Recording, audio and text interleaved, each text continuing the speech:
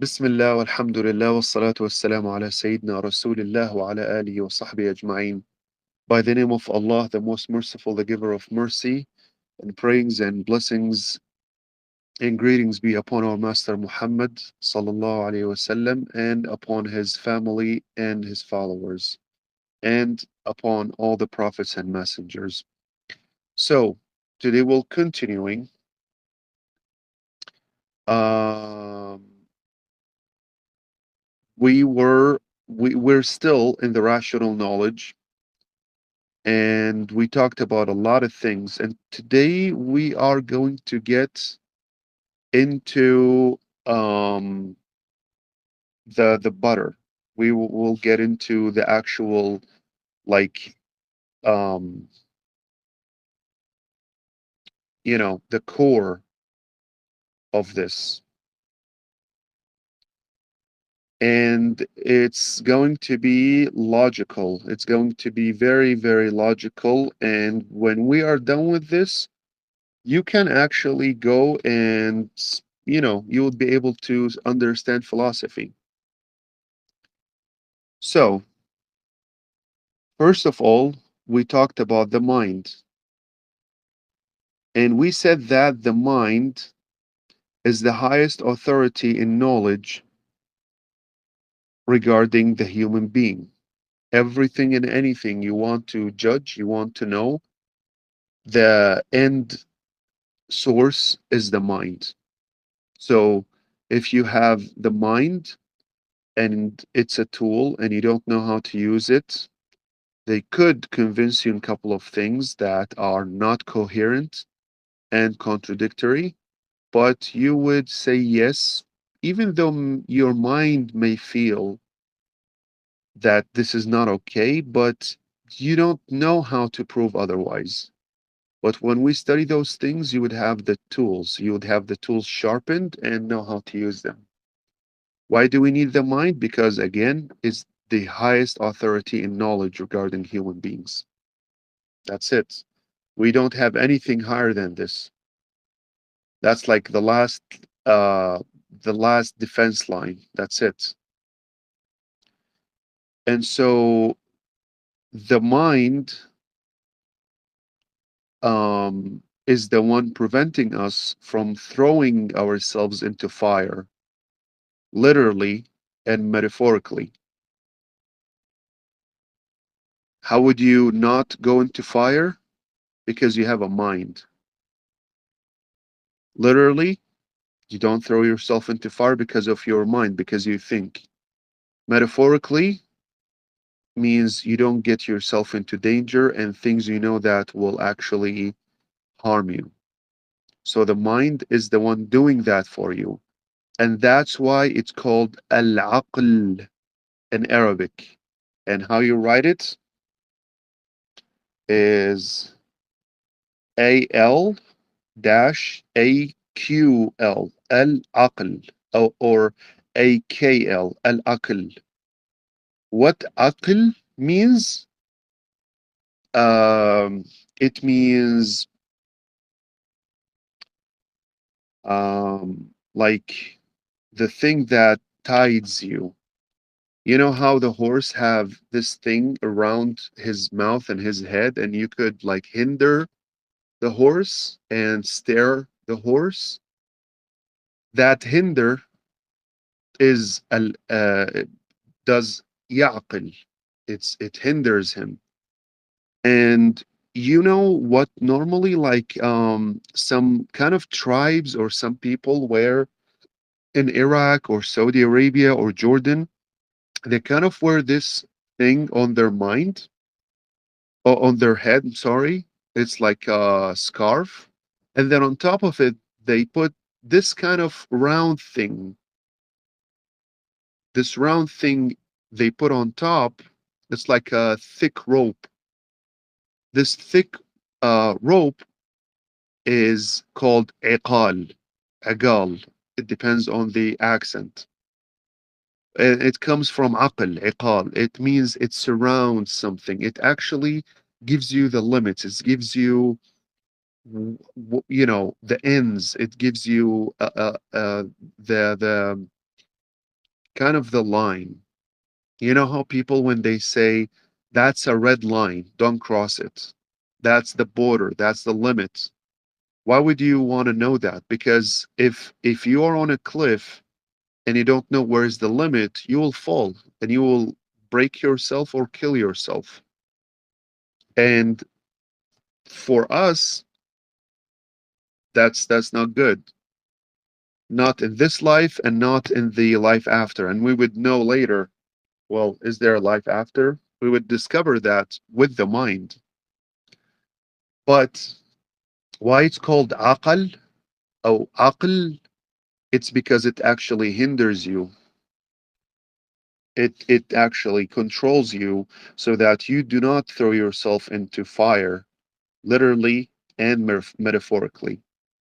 So it's very important to follow our mind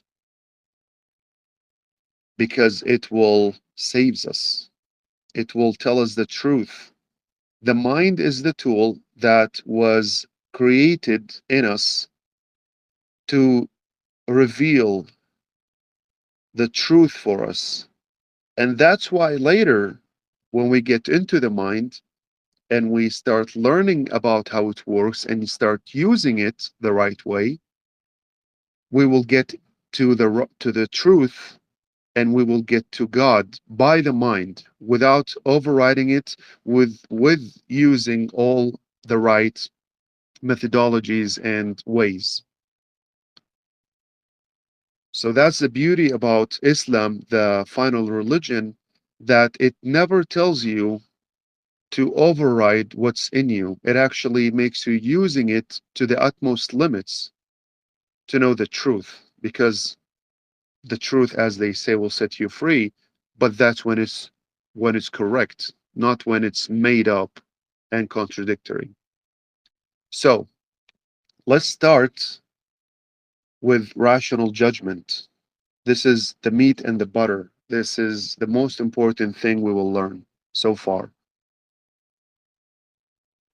In Arabic, there is a poetry says أقسام حكم العقل لا محالة هي الوجوب ثم الاستحالة ثم الجواز ثالث الأقسام فافهم منحت لذة الأفهام.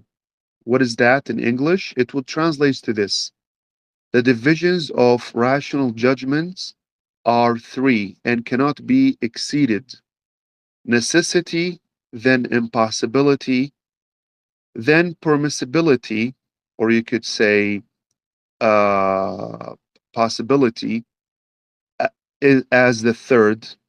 Understand those divisions, understanding those divisions or these divisions brings delightful clarity. So again, the divisions of rational judgment are three and cannot be exceeded: necessity and impossibility. Then permissibility as the third. Understand those divisions, understanding those divisions brings delightful clarity. When my teacher, Sheikh Ali Juma, asked his teacher, which probably that was like 40, 30 years ago, so his teacher is probably long time dead.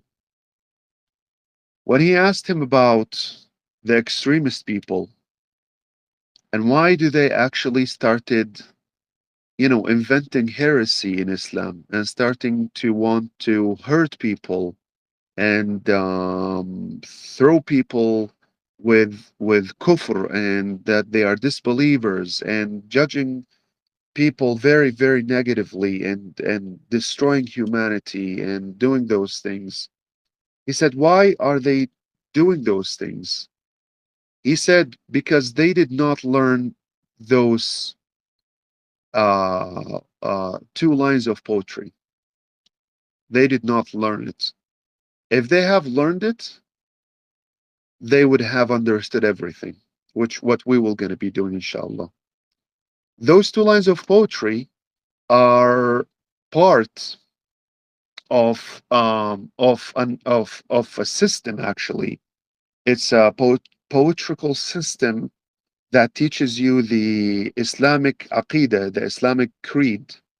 And as you can see, it is talking about the mind.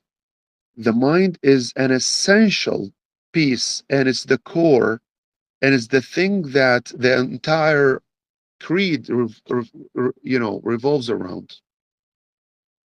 The creed wasn't because of the mind, but truth will never contradict the mind. That's the beauty of it.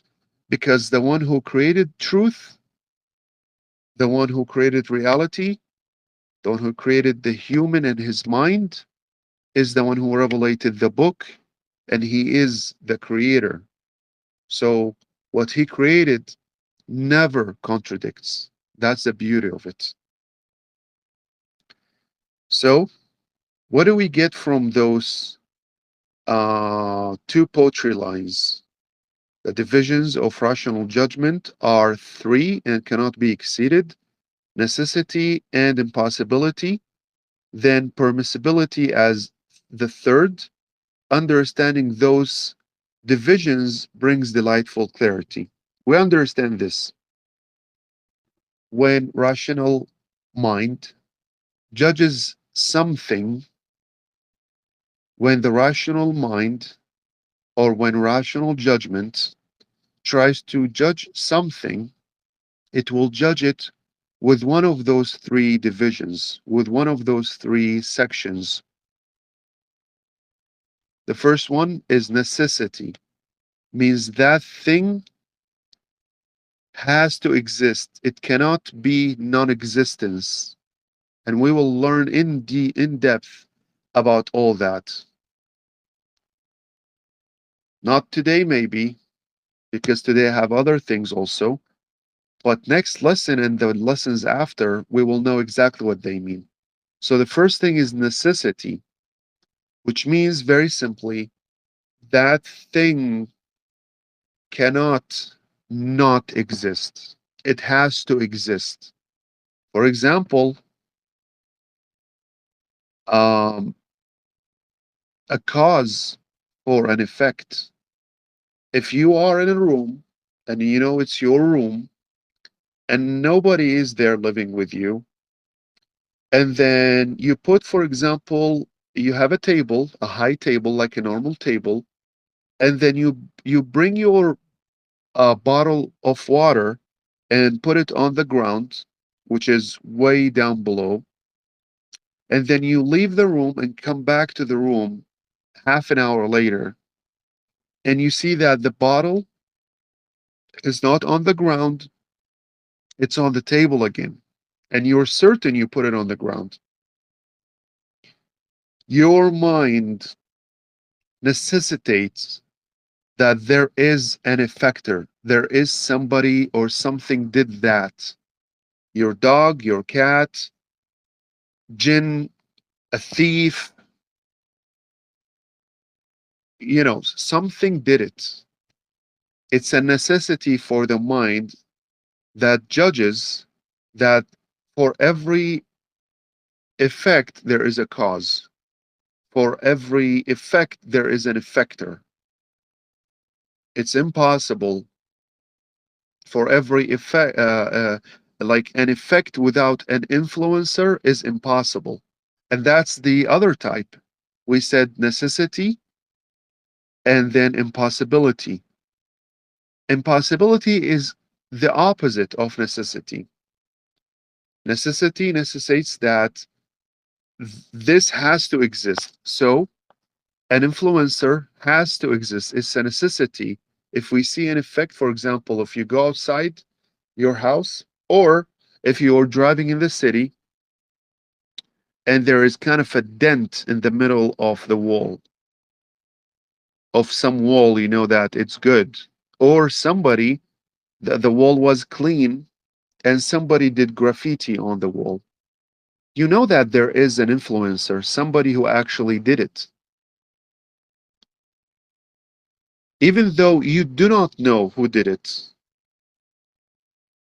You don't know the ID of that thing who did it, but you know, your mind knows that while there was a change, while there was, an effect, there is an influencer. Somebody did it. The mind necessitates that. And the opposite of this is impossibility. The mind says it's impossible to have an effect without an effector. Okay, that's one of the things. We'll talk about other things also. It's just an introduction kind of today. And then permissibility or possibility, it talks about, is it possible for that wall to get painted? Yes, it's possible. It's possible to be without graffiti or be with graffiti. Your bottle is possible to be on the table or not on the table, on the floor or not on the floor. That's possibility. It's possible.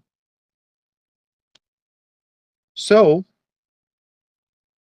those are the rational judgment. Those three categories, the mind judges everything in the universe and itself with those three categories, even outside of the universe, means Allah, the creator. And that's how we know the creator. We will talk about that in very in depth later. So you have a thing, whether it's alive or just a rock or whatever, a thing. If it's non-existence, it has no characteristics. Okay? But if it exists, as we said, it has essence and attributes. And this essence and those attributes are properties. It has characteristics. How do we perceive those characteristics? By one of two things. A sound senses means senses that works well. So for example, when you look with your eye is colored. They can see color. They're not just black and white. You're not color blind. Otherwise, some characteristics will get into your eye, some others will not. So rather you perceive something directly, which is with your senses, with your five senses, seeing, hearing, touching, smelling, and tasting. That's direct perceiving. You're directly sensing those things. That's the first thing to actually get information, to know about something. Or the other way, which is a truthful news. And we will talk about that later. How would you know something that's truthful? How can you trust something? What are the conditions and the rules for something for the mind to consider truthful, trustworthy? But as a truthful news, why I said truthful news? Why I said truthful, not just news? Because news could be anything, truthful or a lie. Senses could be sound or defected. So we need sound senses or truthful news. Now, what is truthful news is about? Truthful news is about you didn't see that thing. You didn't live at that place that time, but the information got to you. Like, for example, I live somewhere, you live somewhere, I will tell you what's happened here. If my news are truthful, then you have added something meaningful to your knowledge. If my news are not truthful, then you just have been misled. How do you receive this news? By the five senses again. If you're blind, you will use Braille letters and writing system, again with touch. If you can read a book, like any book you have read in your life, that's truthful news. If it's truthful, you perceive it with your five senses, with your eye when you read it. When you're listening to somebody or listening to a podcast or somebody in the phone or to a video or a movie, you're using your ear your ear plus your eyes, and so on. If somebody brings you a cologne or a perfume and says, well, smell this, he actually wear this perfume, or she wears this perfume, or he wears this cologne, then you would trust them like, okay, he actually made me smell it, and he said that they wear this. I didn't smell the person directly, but that's kind of a truthful news again. So things we haven't perceived ourselves directly. So for example, how did my great grandfather looked like? So my grandfather will tell me, and I would trust his news. I would know how my great grandfather looked like without me being there, without me talking to him, knowing his characteristics, knows how he looked like. That's truthful news. So those properties, those characteristics gets to the mind through the sound senses directly or throughout the truthful news, and then your mind takes those properties, takes those characteristics, understands them because that's why it exists. It's an instinct in the in a good mind, in a working mind, that it understands those characteristics. Then it does the determination, it does the definition. The determination means does the borders, knows, for example, let's say you're looking at the couch. How would you differentiate between the actual couch and the remote control or your phone on the couch? Because color difference, shape difference, you know, heights, size, whatever, shininess, it actually makes this bordering, this kind of lines. Why lines happen? Because of the changes of characteristics. The mind understands that. Then it gives it a definition. It becomes a concept. Then you start talking about that concept, about that image you have in mind that you perceive from the outside world. You got it in your mind. How would you actually express it? With words. And that's why we have a language. So that's how the system works. You have something there in reality. That thing in reality, you perceive it by your senses and through your mind, and then you express it again out. That's for the perceived world. Now, this perceived world falls under those rational judgments or judgments, which are those three: necessity, impossibility, and possibility. So that's for today. Do you have any questions?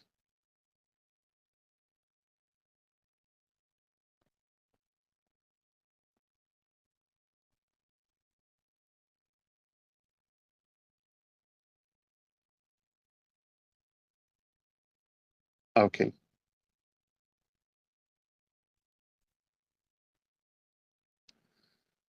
Okay. Allah. Okay, I have a question. Okay. Can you repeat what rational knowledge, that what you said rational knowledge is? Rational judgment, you mean?